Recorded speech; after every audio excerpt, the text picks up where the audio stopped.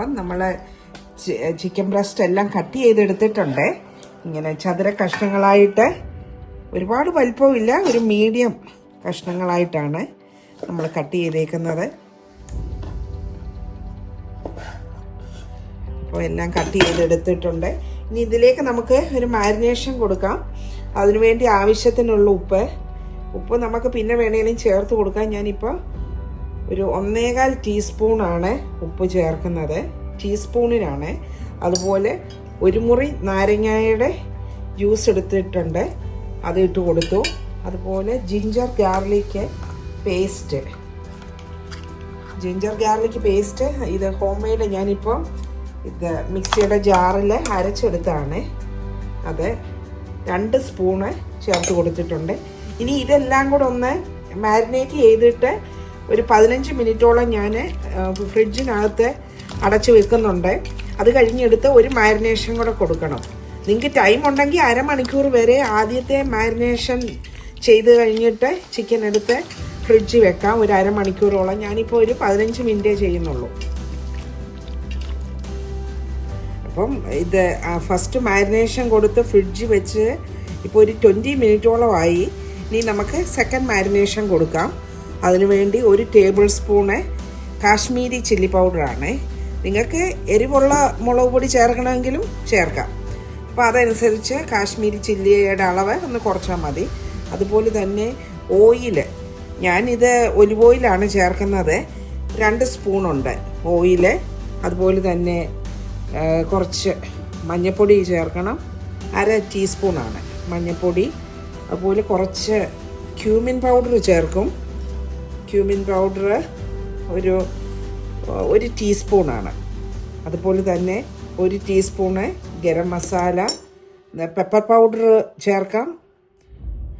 അതുപോലെ തന്നെ കുറച്ച് കസ്തൂരി മേത്തി, അതുപോലെ കുരുമുളക് പൊടി 1 ടീസ്പൂൺ ഇട്ട്, പിന്നെ മെയിൻ ഇൻഗ്രീഡിയൻറ്റ് നല്ല കട്ട തൈര് ഒരു 2 സ്പൂണോളം ഉണ്ട്. ആദ്യം നാരങ്ങാനീര് ചേർത്ത് വെച്ചു, ഇപ്പം തൈര്. ഇനി ഇതെല്ലാം കൂടെ ഒന്ന് നല്ലവണ്ണം മിക്സ് ചെയ്ത് ഇനിയും വീണ്ടും ഒരു അരമണിക്കൂറൂടെ ഇത് പിടിപ്പിച്ച് വെക്കണം. അപ്പോഴാണ് ഈ മസാലയെല്ലാം നല്ലവണ്ണം ഈ ചിക്കൻ പീസുകളിൽ പിടിച്ചിരിക്കുന്നത്.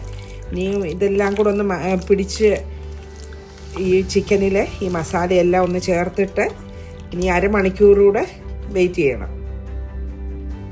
അപ്പം നമുക്ക് ഈ ചിക്കൻ പീസുകൾ ഇനിയും ഒരു പാനിൽ എണ്ണ ഒഴിച്ചിട്ട്, ഒരുപാട് മുങ്ങിക്കിടക്കുന്ന പോലല്ല, ഷാലോ ഫ്രൈ ചെയ്യുവാണ്.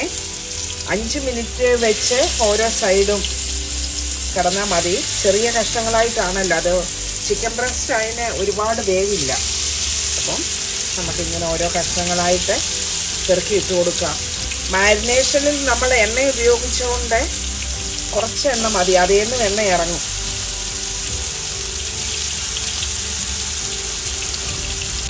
ഇനി നമുക്ക് ഈ ചിക്കൻ കഷ്ണങ്ങളെല്ലാം ഒന്ന് വേകുന്നത് വരെ 5 മിനിറ്റ് ഒരു സൈഡ് കഴിയുമ്പം ചെയ്യണം. അപ്പം നമുക്കൊന്ന് അടച്ചും കൊടുക്കാം. അടച്ചു കൊടുക്കുമ്പോൾ ഉള്ളു നല്ലവണ്ണം വേകുകയും ചെയ്യും. വെളിയിൽ നല്ലൊരു സ്മോക്കി എഫക്റ്റും ആ ചിക്കൻ പീസുകൾക്ക് കിട്ടും. ചിക്കൻ ടിക്ക ഉണ്ടാക്കാൻ പാനിൽ എണ്ണ ഒഴിച്ച് ചിക്കൻ ഇട്ട് 5 മിനിറ്റ് കഴിഞ്ഞപ്പം അത് ഞാനൊന്ന് അടച്ചു കൊടുത്തപ്പോൾ ആ ചിക്കനിൽ നിന്നും കൂടെ കുറച്ച് ജ്യൂസ് ഇറങ്ങി. അപ്പം ഇതിൽ നിന്ന് ഈ ഓയിലും ജ്യൂസും കൂടെ ഉള്ള ഇത് ഞാൻ വേറൊരു ചെറിയ പാത്രത്തിലേക്ക് മാറ്റിയെടുക്കുവാണ്.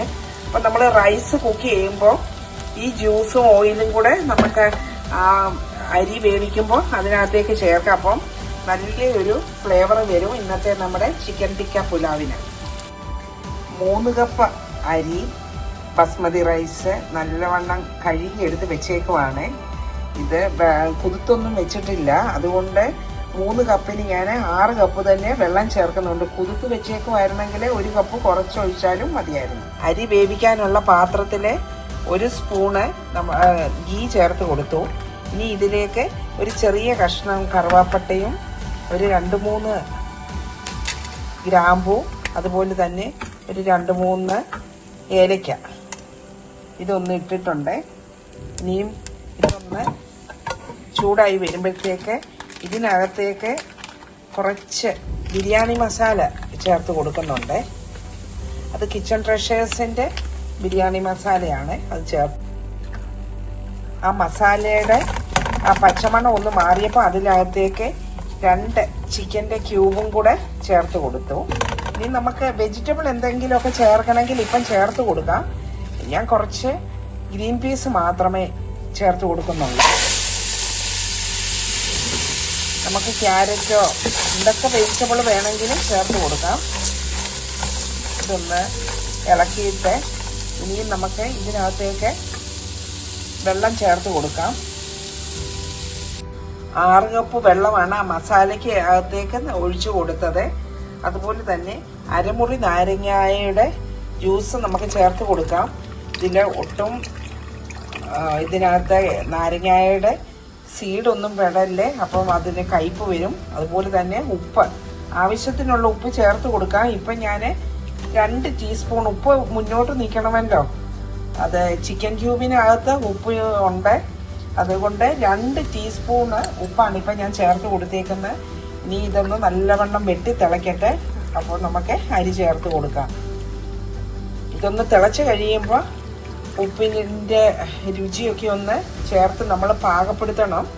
ഉപ്പ് എപ്പോഴും കുറച്ച് മുന്നോട്ട് നിൽക്കുമ്പോഴാണ് ചോറയിൽ ആവശ്യത്തിനുള്ള ഉപ്പ് പിടിക്കുന്നത്. അപ്പം വെള്ളം നല്ലവണ്ണം വെട്ടി തിളയ്ക്കുന്നുണ്ട്. അപ്പം നമുക്ക് ഇതിലേക്ക് അരി ചേർത്ത് കൊടുക്കാം.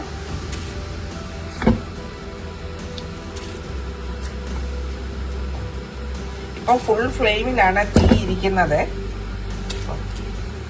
ഇനി ഒരു 6-7 മിനിറ്റിൽ ഇങ്ങനെ ഫുൾ ഫ്ലെയിമിൽ തീ ഇരിക്കട്ടെ. അരി ഇട്ട് കൊടുത്തു കഴിഞ്ഞ് നമുക്ക് അടപ്പ് വെച്ച് ഒന്ന് അടച്ചു കൊടുക്കാം. ഇപ്പം അരി അടുപ്പേ വെച്ചിട്ട് 7 മിനിറ്റ് കഴിഞ്ഞു. ഇപ്പം വെള്ളമൊക്കെ പറ്റി തുടങ്ങി.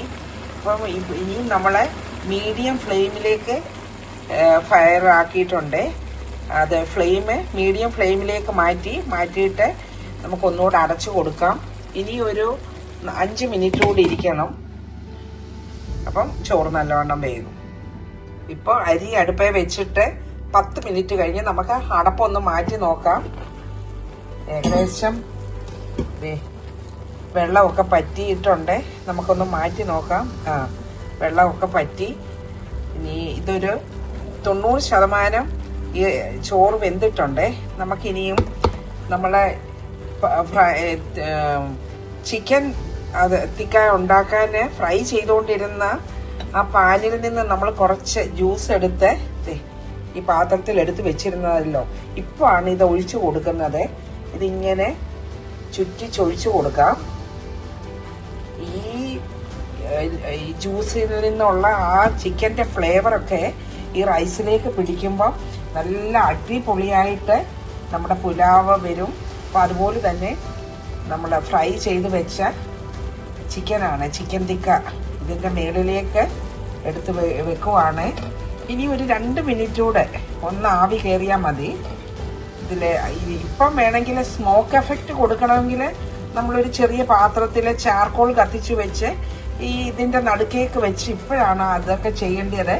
എനിക്ക് പ്രത്യേകിച്ച് സ്മോക്ക് എഫക്റ്റിൻ്റെ ഒന്നും വേണ്ട ആവശ്യമില്ല. ഞാൻ അതുകൊണ്ട് ചിക്കന് പാനിനകത്ത് ഫ്രൈ ചെയ്തെടുത്തോണ്ട് ചിക്കൻ തിക്ക നമ്മൾ ചെയ്തപ്പം ഇതിനകത്ത് ചിക്കനൊക്കെ ഒരു സ്മോക്ക് എഫക്റ്റ് വന്നിട്ടുണ്ട് ഓൾറെഡി. അതുകൊണ്ട് ഇനി അടച്ചു കൊടുക്കാം. ഇനി ഒരു 2 മിനിറ്റ് കൂടെ ഇങ്ങനെ ചെറിയ ഫ്ലെയിമിൽ ഇതിരിക്കട്ടെ. ഇപ്പം നമ്മൾ ഫ്ലെയിം ഓഫ് ചെയ്തു. കറക്റ്റ് പറയുവാണെങ്കിൽ ഇപ്പം 13 മിനിറ്റാണ് നമ്മൾ ഈ അരി അടുപ്പത്ത് വെച്ച് കഴിഞ്ഞ് ഇത് കുക്കാകാൻ വേണ്ടി എടുത്തത്. ഇതിപ്പോൾ അടച്ച് വെച്ചേക്കുവാണ്. ഇനി ഒരു 10 മിനിറ്റ് കഴിഞ്ഞ് ഇത് തുറക്കാം. ആവിയിലിരുന്ന് ബാക്കി വേകാനുള്ളതോടെ വേവ് കറക്റ്റ് ആയിക്കോളും. അപ്പം കറക്റ്റ് 13 മിനിറ്റ് ആയപ്പോഴാണ് ഞാൻ ഫ്ലെയിം ഓഫ് ചെയ്തത്. അപ്പം നമ്മുടെ ചിക്കൻ തിക്ക പുലാവ് നല്ല അടിപൊളി ടേസ്റ്റ് വന്നിട്ടുണ്ട്. എത്ര വേഗമാണ് അത് ഉണ്ടാക്കിയത്. 13 മിനിറ്റ് കൊണ്ട് ചോറ് വെന്തു. ആ ചിക്കൻ കുക്ക് ചെയ്ത ടൈമേ ആയുള്ളേ. ഇനി ഇതൊന്ന് ടേസ്റ്റ് ചെയ്ത് കാണിക്കാം. ഇതിനകത്ത് സ്മോക്ക് എഫക്റ്റ് ഒന്നും കൊടുത്തില്ല. ചാർക്കോളൊക്കെ കത്തിച്ച് വെച്ച് അങ്ങനെയൊക്കെ ചെയ്യായിരുന്നു. കൊടുക്കാതെ തന്നെ നല്ല ഇത് കണ്ടോ, ചോറ് നല്ല ഒന്നേലൊന്നും പിടിക്കാതെ നല്ല അടിപൊളിയായിട്ട് വന്നിട്ടുണ്ട്. ഇതിൻ്റെ കൂടെ പ്രത്യേകിച്ച് കറിയൊന്നും വേണ്ട, ഞാൻ വേറെ കറിയൊന്നും എടുക്കുന്നില്ല. ഇതിനകത്ത് ആ മസാലയുടെ ഫ്ലേവറൊക്കെ നല്ലവണ്ണം ഈ ചോറെ പിടിച്ചിട്ടുള്ളതുകൊണ്ട് നല്ല ടേസ്റ്റാണ്.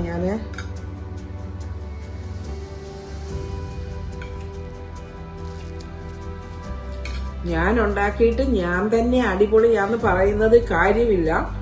പക്ഷെ സത്യസന്ധമായിട്ട് പറയുവാണെങ്കിൽ ഗസ്റ്റൊക്കെ വരുമ്പോഴാണേലും നിങ്ങൾ ചിക്കൻ ടിക്ക ഉണ്ടാക്കിയിട്ട് ഇങ്ങനെ അതിൻ്റെ ആ ജ്യൂസ് ചോറിലേക്ക് അരി വേവിക്കുമ്പോൾ ആ വെള്ളത്തിലേക്ക് ഒഴിച്ചിട്ട് നിങ്ങളൊന്ന് വെച്ച് നോക്കിക്കേ. അല്ലെങ്കിൽ നിങ്ങൾ ചിക്കൻ സ്റ്റോക്ക് ചേർക്കുന്നതിനെക്കാട്ടിലും നല്ലൊരു ഫ്ലേവറാണ്, നല്ല ടേസ്റ്റും. അപ്പോൾ ഈ വീഡിയോ നിങ്ങൾക്ക് ഇഷ്ടമായെന്ന് വിചാരിക്കുന്നു. വീണ്ടും നല്ലൊരു റെസിപ്പിയുമായിട്ട് ഉടനെ കാണാം. അതുവരേക്കും സ്റ്റേ സേഫ്. മിനീസ് വേൾഡ് UK ചാനലിലെ വീഡിയോകളെല്ലാം ഒന്ന് കണ്ടിട്ട് സപ്പോർട്ട് ചെയ്യണേ. അപ്പം ബൈ നൗ.